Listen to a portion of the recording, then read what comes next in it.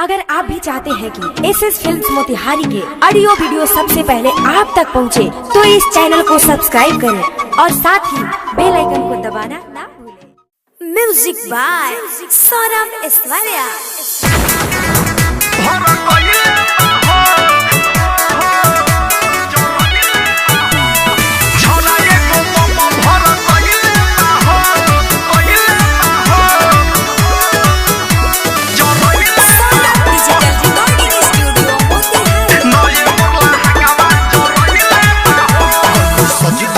सझिया हम घाटे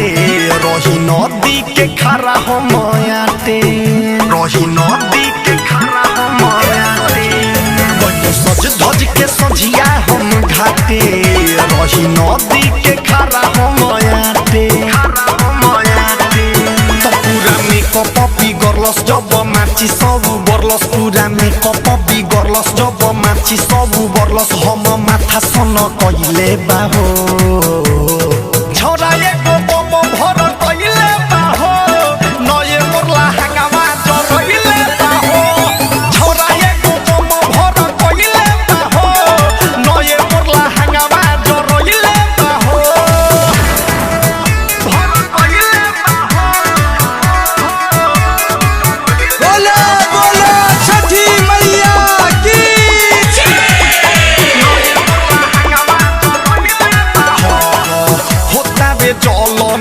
करा हो नाम से भइल आवाज जब सखी रे धराम से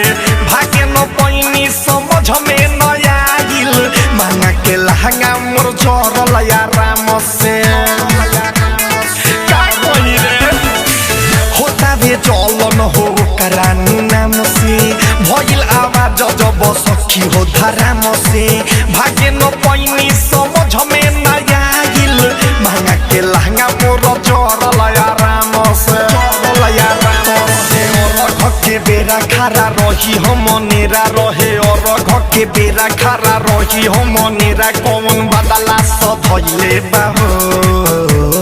छोरा एको बम भर कइले बाहो नये मोरला हंगामा जरइले बाहो छोरा एको बम भर कइले बाहो नये मोरला हंगामा जरइले बाहो भर कइले